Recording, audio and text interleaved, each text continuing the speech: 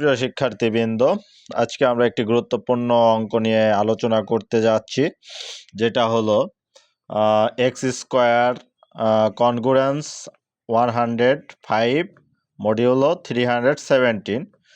তো এটি এখন আমরা কিভাবে সহজে সমাধান করতে পারি।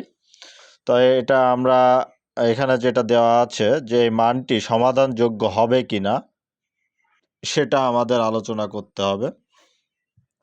তো এটা আমরা যেভাবে করব, তো সমাধানযোগ্য হবে কিনা এটা বের করার জন্য আমাদের a by P equals to what বের করতে হবে। মানে যদি 1 হয় তাহলে সমাধানযোগ্য, আর যদি -1 হয় তাহলে সমাধানযোগ্য নয়।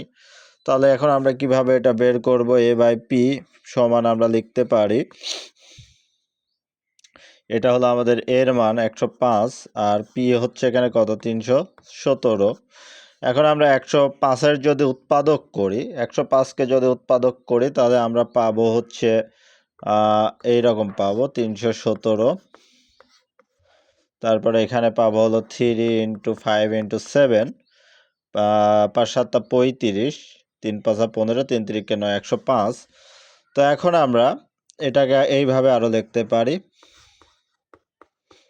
এভাবে সেপারেট করে নিতে পারি।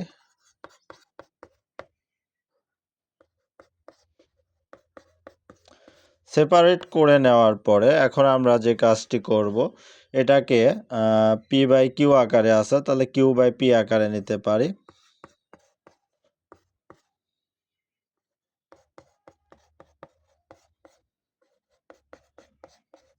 এখন আমরা এটাকে যে ভাগ দেব এটা দিয়ে, মানে 317-কে ভাগ দেব 3 দিয়ে, তারপরে যে ভাগশেষটা পাবো সেটা এখানে বসাবো। তাহলে আমরা যদি ভাগ দেই এটাকে 317 ভাগ 3, 105 গুণন 3, তাহলে আসে হচ্ছে 315। তাহলে আমাদের ভাগশেষ থাকে 2/3। আবার এটাকেও যদি আমরা 317 আছে, 317 ভাগ 5, তাহলে আমরা যা পাচ্ছি 63 গুণন 5, 315 পাচ্ছি। এখানেও আমরা 2/5 পাচ্ছি। অনুরূপভাবে এটাও যদি আমরা ক্যালকুলেশন করি তাহলে 2/7 পাবো। এখন এখানে আমরা যেটা দেখতে পাচ্ছি উভয়ের ক্ষেত্রে মানে সবার সাথেই উপরে 2 আছে, তাহলে আমরা এখানে যে সূত্রটা প্রয়োগ করব সেটা হলো 2/p এর সূত্র। পিতে প্রাইম নাম্বার আমরা জানি, তো 2/p এর যে সূত্র আছে সেটা কি -1, তার উপরে হচ্ছে /8, আর উপরে বসবে হচ্ছে এখানে উপরে এখানে বসবে হলো p² - 1। তো এখন আমরা এই পি এ যে 3 এখানে যদি বসাই তাহলে এখানে হবে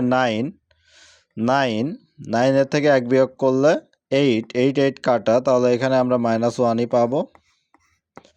আবার এখানে যদি 5 বসাই 5 5 25 পাবো। 25 থেকে 1 বিয়োগ করলে 24, তাহলে 25 থেকে যদি 1 বিয়োগ করি, এই 5 যদি এখানে বসাই 25 থেকে 1 বিয়োগ করি তাহলে 24, 3 8 24 পাবো।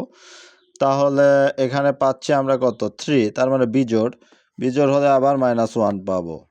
তারপরে আবার এখানে আছে 7, এখানে যদি বসাই 49 থেকে 1 বিয়োগ যদি করি তাহলে পাবো 48, 6 8 48, এটা জোড়, তাহলে এখানে 1 পাচ্ছি। এটা যদি গুণ করে তাহলে +1 পাচ্ছি।